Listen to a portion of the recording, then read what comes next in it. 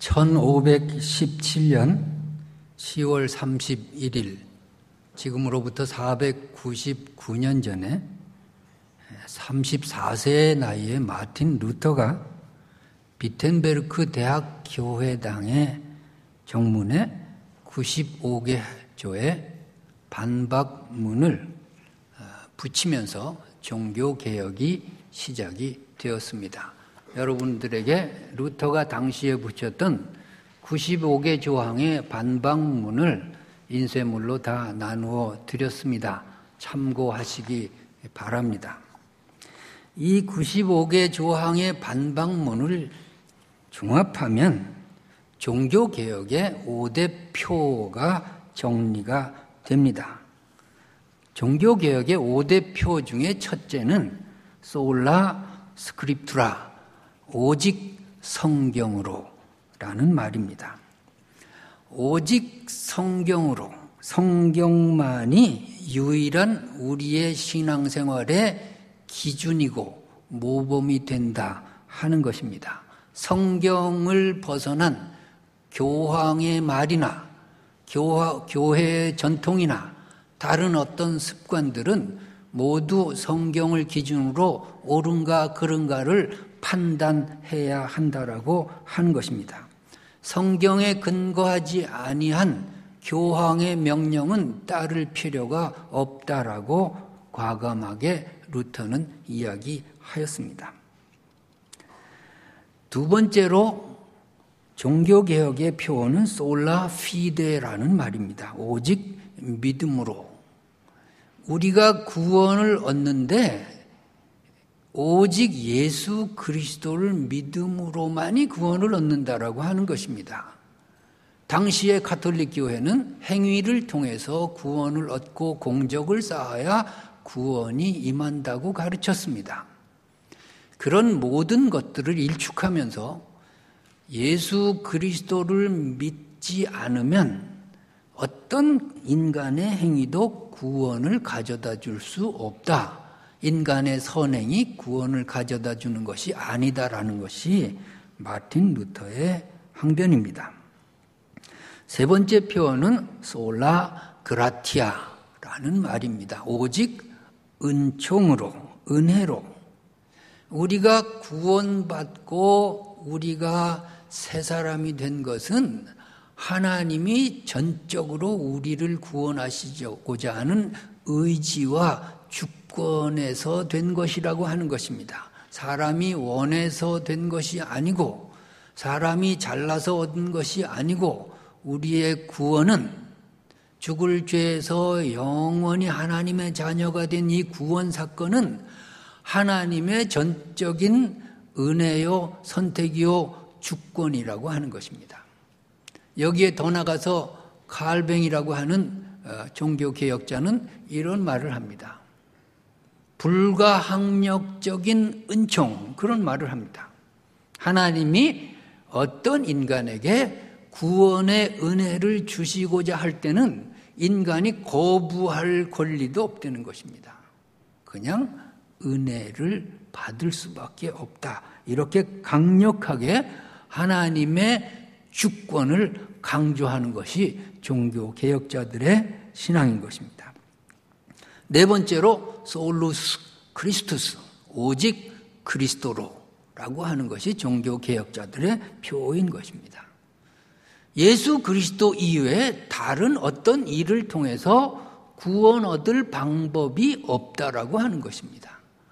교황이 우리에게 구원을 가져다 주는 것도 아니고 면죄부의 동전이 우리에게 구원을 가져다 주는 것도 아니고 우리의 어떤 선행이 구원을 가져다 주는 것도 아니고 다른 어떤 우상 숭배를 통해서 구원이 임하는 것이 아니라 예수 그리스도를 믿지 않으면, 예수 그리스도의 십자가의 사건을 통하지 않으면 오직 예수 그리스도 이외에는 구원 얻을 길이 전혀 없다라고 개혁자들은 외쳤습니다. 또한 다섯 번째로 솔리 데오 글로리아, 이것이 표입니다. 오직 하나님께 영광을. 우리가 구원받은 사건은 하나님의 주권 특권에 의해서 하나님의 은총으로 하나님이 주신 십자가 사건에 대해서 믿음으로 구원을 얻었기 때문에 우리가 영광을 돌려야 될 대상은 하나님밖에 없다 하는 것입니다. 교황이 경배의 대상도 아니고 세상의 어떤 성직자도 우리가 영광을 돌릴 일도 없다 하는 것입니다. 오직 하나님께만 영광을 돌리고 하나님만이 경배의 대상으로 삼고 신앙생활을 하라고 하는 것입니다. 자, 이 모든 5가지 모토에 제일 중요한 것은 오직 성경으로라는 말입니다. 종교개혁자들은 어떻게 이 5가지 표를 발견했을까요? 그것은 성경을 읽다가 성경 말씀에서 발견했어요. 성경 읽다가 믿음으로 구원 얻는구나. 우리의 구원은 하나님의 은혜로 된 것이구나. 예수 그리스도가 아니면 구원 얻을 방법이 없구나. 이런 것들을 성경 읽다가 성경 말씀 속에서 발견을 한 것입니다. 그러므로 우리가 교회가 바로 되고 우리 자신이 바른 생활을 하려면 하나님의 말씀을 읽고 그 말씀 안에서 진리를 발견하고 하나님의 뜻을 발견해야 하겠습니다. 마틴 루터 이전에도 몇 명의 종교개혁자들이 있었습니다. 그 중에 몇 분을 우리가 살펴보겠습니다. 영국의 존 위클리프라고 하는 사람이 있었습니다. 그는 옥스퍼드 대학의 교수, 신학과 교수였습니다. 위클리프는 이렇게 말합니다. 중세 교회가 왜 타락했는가? 성경을 멀리하고 성경을 따르지 않아서 그렇다라고 주장합니다. 그러면서 성경은 누구나 읽을 수 있고 성경은 다른 어떤 복잡한 것이 없으므로 누구든지 성경 안에서 진리를 발견할 수 있다. 그래서 성경 말씀대로 살아야 한다. 성경에 기록된 말씀 이외에 교회의 어떤 제도나 교황의 가르침은 전혀 따르지 않아도 된다. 이렇게 가르쳤습니다. 그는 모든 사람이 성경을 읽기를 원했습니다. 근데 그 당시에 성경은 전부 라틴어밖에 없어요. 불가타 역이라고 하는 라틴어 성경을 평민들이 어떻게 읽습니까? 그래서 위클리프가 한 것은 라틴어 성경을 영어로 번역했어요. 이 영어로 번역된 성경을 English Wycliffe Bible 해서 위클리프의 영어 성경 이렇게 지금 우리에게 남아 있습니다. 그 다음에 얀 후스라고 하는 종교개혁자가 체코에서 있었습니다. 이 얀 후스는 옥스퍼드에서 유학하면서 위클리프의 제자가 되었습니다. 스승 위클리프로부터 성경이 얼마나 중요한가, 성경 읽어라, 이런 교훈을 받았습니다. 그는 성경을 읽다가 이런 말을 합니다. 교회의 진정한 머리는 교황이 아니라 예수 그리스도다. 세상의 어떤 성직자도 교회의 머리 노릇할 수 없다. 예수 그리스도만이 교회의 머리다. 또 신약 성경, 그것이 교회의 법칙이다. 성경을 떠난 어떤 교회의 전통도 배격한다. 이렇게 말하면서 종교개혁을 단행하다가 화형을 당했습니다. 그 뒤에 마틴 루터가 나타나서 종교개혁을 성공시키면서 우리까지 왔어요. 마틴 루터는 어떤 사람이냐면 굉장히 순수한 사람이에요. 아주 조그만한 죄에도 양심의 가책을 느끼던 어린애 같은 사람이에요. 마틴 루터는 자기가 완전히 하나님 앞에 깨끗하기를 원했어요. 그런데 아무리 살펴봐도 죄가 많아요. 요거 조그만한 죄, 사람이 커가면은 죄에 대해서 합리화시킬 수 있고, 그까짓 것쯤 죄야. 그렇게 살 수 있는데 루터는 그렇게 못했어요. 조그만한 것도 걸려서 안 돼요. 이거 씻지 않으면 안 되는데 안 씻어지는 것입니다. 그래서 교회 가르침대로 고행을 하라고 해서 고행을 했어요. 무릎으로 99개 계단을 오르락 내리락 하면서 죄가 씻어지기를 기도했는데 그래도 양심의 가책이 그냥 남아있는 거예요. 너무 괴로워가지고 루터가 거의 우울증에 걸릴 정도가 되었어요. 바로 그때 루터의 루터의 스승되는 신부가 하나 있었는데 요한 폰 스타우피츠라고 하는 이 신부한테 이런 얘기를 듣습니다. 야, 네가 은혜 받고 용서받는 건 하나님의 일이야. 너 성경 읽어라. 성경 읽어. 그렇게 가지고 루터가 스승의 가르침대로 성경을 다시 보기 시작했어요. 성경을 다시 보기 시작했더니 거기서 놀라운 발견이 나왔는데 믿음으로 구원 얻는다는 거예요. 로마서 1장 17절 우리가 읽은 본문을 새롭게 보는 거예요. 아니 루터가 천재인데 왜 그때 발견합니까? 그게 사람의 맹점이에요. 옛날의 교회의 전통은요 그렇게 가르치지 않았어요. 하나님은 공의의 하나님이니까 너의 죄를 심판할 것이다. 심판을 면하기 위해서는 돈 바쳐라. 무슨 공적을 행해라. 선행을 해라. 교회에 몸 바쳐 해라. 이렇게 해가지고서 하나님의 공의를 무서운 공의로 가르쳤어요. 그거밖에 몰랐어요. 그런데 루터가 다시 보니까 그 말이 아니에요. 하나님의 의를 통해 우리가 죄인이었는데 하나님이 나를 의롭게 하시려고 예수 그리스도의 십자가 사건을 주시고 믿으면 구원 얻게 만드셨다는 것을 비로소 깨닫는 거예요. 사람이 성경을 봐도 어디에 세뇌되면요 못 깨달아요. 그러니까 신천지 같은 것들이 나오는 거 아니에요. 이단에 빠지면 성경을 봐도 몰라요. 그들이 가르쳐주는 대로만 알아요. 그런데 하나님 앞에서 제대로 하나님의 말씀을 보면 깨달아져요. 진리가 그때 비로소 깨달아지는 거예요. 루터는 이것을 내가 왜 지금까지 몰랐을까? 그는 깜짝 놀랐어요. 그는 하나님의 공의로 말미암아 내가 벌받아서 죽을 거다 이런 공포심으로 살았어요. 왜? 자기가 죄가 많으니까. 그래가지고 고행도 하고 선행도 하고 별짓을 다 했는데 안 됐어요. 다시 읽어보니까 그 말이 아니에요. 로마서 1장 17절이 뭔가요? 복음에는 하나님의 의가 나타났다. 복음이 뭔가를 봤더니 그 의미가 기쁜 소식이에요. 하나님의 의가 기쁜 소식이라는 거예요, 성경이. 왜 기쁜 소식인가? 봤더니요.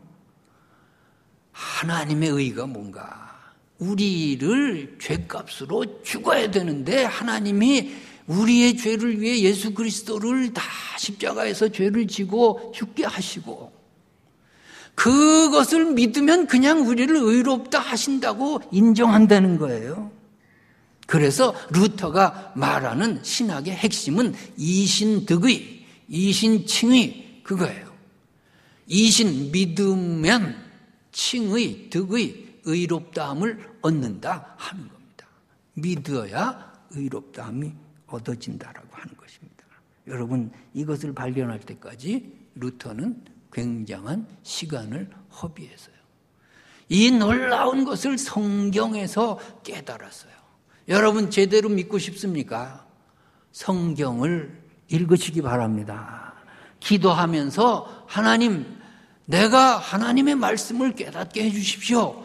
그렇게 성경을 하나님의 말씀으로 보시기 바랍니다. 교주나 세상의 성직자들이나 어떤 다른 세상의 거짓 교사들 그들의 주문대로 성경을 읽지 말고 성경을 하나님 앞에서 조명하시기 바랍니다. 그러면 이단들은 반드시 이단에서 떠날 줄로 믿습니다. 잘못된 교회의 전통과 습관이 바로잡힐 줄로 믿습니다. 교회의 부패가 다 사라질 줄로 믿습니다. 이 귀한 것을 깨닫고 믿음만이 구원을 얻는다고, 믿음으로만이 구원을 얻는다. 이 인간의 선행이 어떤 구원에 도움이 되지 않는다는 것을 비로소 깨닫고 그리고서 교회를 바라보니까 세상에 교회가 썩고 부패하고 막 그냥 엉망진창이에요. 그 당시 교황 레오 10세가 면죄부를 파는데 베드로 대성당을 건축하기 위해서 돈이 없으니까 면죄부를 팔아요. 돈이 없을 만도 하죠. 베드로 성당이 4만 평이거든요. 돈이 어디 있어요? 그래서 면죄부를 팔면서 요 면죄부를 돈 내고 사면 그 동전이 헌금통에 땅 떨어지는 순간에 연옥에 있던 당신네들 조상들, 친지들, 자식들이 천국으로 간다라고 속였어요. 그래고 레오 10세가 자기의 오른팔이었던 알브레이트라고 하는 신부한테 네가 알아서 다 해라. 그 알브레이트가 여러 사람한테 맡겼는데 독일에는 테첼이라는 사람을 보냈어요. 테첼이라는 사람을 보내가지고서 이 도미니크 수도의 수도사인 테첼이 루터가 사는 작센주에 갔어요. 가가지고 작센주에 들어가려고 하니까 그 당시에 작센주에 그 영주인 프리드리히라고 하는 선제후가 있어요. 선제후는 뭐냐 하면 황제를 선출하는 7명의 공작 내지 후작, 귀족들이에요. 권력이 막강합니다. 황제와 같은 권력이 있어요. 프리드리히가 교황을 너무 싫어했어요. 테첼 너 못 들어온다. 내가 다스리는 땅에 못 들어온다. 그러니까 테첼이 들어오진 못하고 작센주의 변방 국경 근처에서 면죄부를 팔기 시작했어요.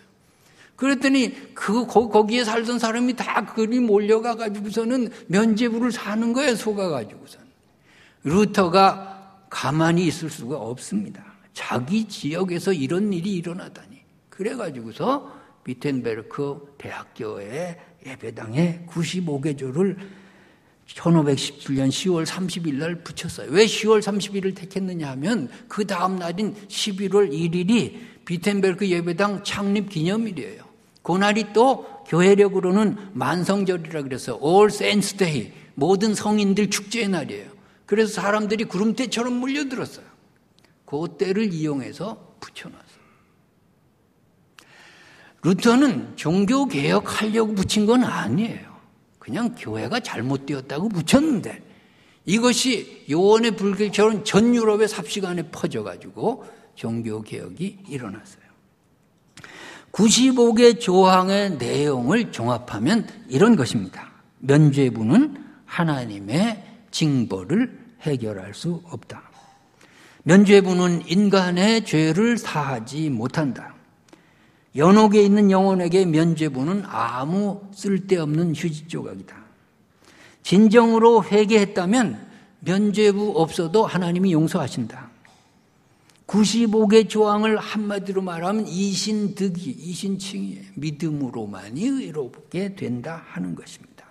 여러분, 정말 믿음으로만이 내가 구원을 얻는다고 확신하시기 바랍니다. 종교개혁은 왜 일어났는가? 교회가 부패해서 일어났어요. 교리적인 탈선들이 막 생겨나기 시작했어요. 우매한 백성들을 얽어매려고 성경에 없는 신조들, 교리들을 막 만들어냈어요. 이거 해라 저거 해라 해가지고서는 안 지키면 벌 받는다, 지옥 간다 이렇게 했어요. 그리고 성직자들이 평신도와 자신을 구분하기 위해서 복잡하게 예배를 복잡하게 만들었어요. 뭔지를 몰라요. 그러니까 아주 성직자가 신비하게 보여요. 그 말이 하나님 말씀처럼 들리도록 만들어놨어요. 이것이 성경을 벗어난 부패인 것입니다. 성직자들이 또 타락하게 됐어요.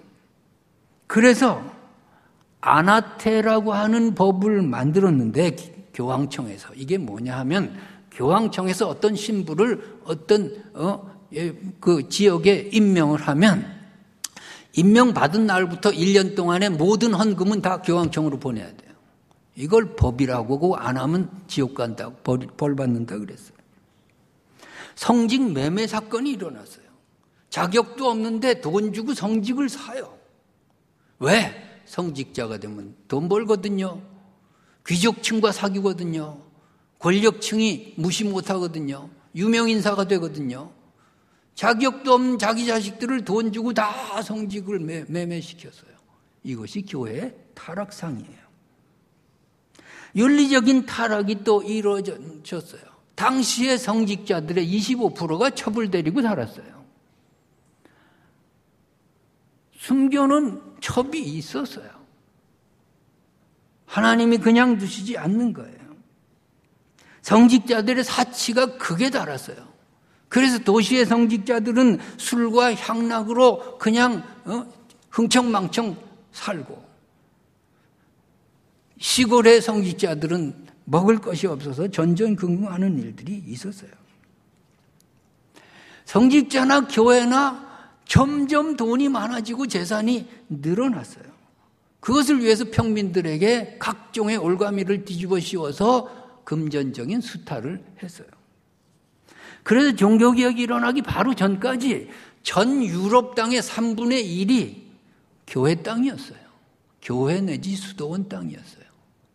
어떻게 이 교회가 망하지 않겠습니까? 그 당시에 독일의 GNP, 지금으로 그냥 GNP라는 말을 쓰면은 40%가 로마 교황청으로 갔어요. 어떻게 독일에서 종교개혁이 안 일어나겠어요? 이걸 정당화시키는 교회는 뭐예요? 이 교황은 뭐 하는 사람이에요? 그래서 사람들이 교황청에 대항은 못하고 속으로 부글부글 끓고 그래서 만들어낸 말이 있는데 라틴어로 써놓고 라틴어로 이렇게 써서요. 라딕스 옴니움 말로눔 아빌리티아. 이 말이 뜻이 돈을 사랑함이 일만하게 뿌리다. 근데 앞에 글자만 모으면 뭐예요? 로마예요. 로마가 악의 뿌리라고 한 돈만 사랑한다는 거예요. 그렇게 해가지고 은근히 로마의 교황청을 비난하기 시작했어요. 게다가 레오 10세가 성전 건축을 위해서 돈을 모은 것을 가지고 중간에서 가로채는 성직자들이 생겨났어요. 면죄부 판돈, 헌금을 유용해서 중간에 가로채서 자기가 빼돌리는 거예요. 이런 부패상의 말로로 하나님은 종교개혁의 회초리를 드셨습니다. 여러분, 교회가 교회답지 못하면 오늘날도 채찍을 드실 거예요. 한국교회가 개혁할 길은 뭔가요? 성경으로 돌아가시기 바랍니다. 성경을 알아야 되는 거예요. 성경을 하나님의 말씀으로 읽으시기 바랍니다. 성경 읽고 성경 배우고 말씀 듣는 시간 게을리하지 마시기 바랍니다. 내가 성경을 모르면 또 속는 거예요. 이단에게 속고 거짓 예언자들에게 속고 성직자들에게 속는 거예요. 여러분이 성경을 알고 성경을 읽고 성경의 가르침대로 사시기 바랍니다. 성경에서 아닌 것은 아닌 거로 그렇게 여러분이 결단하시기 바랍니다. 돈 때문에 타락하지 마시기 바랍니다. 성직 매매하지 마시기 바랍니다. 윤리적으로 타락하지 마시기 바랍니다. 교회의 머리는 예수 그리스도십니다. 어떤 인간도 예수 그리스도를 대신해서 교회의 머리에 앉을 수 없습니다. 이 교회의 머리는 예수 그리스도십니다. 이 교회가 성경적인 교회가 되기를 바랍니다. 성경이 원하지 않는 어떤 구습도 다 철폐하는 교회 되시기 바랍니다. 성경 안에서 건강하게 성장하는 교회 되기를 주님의 이름으로 축복합니다.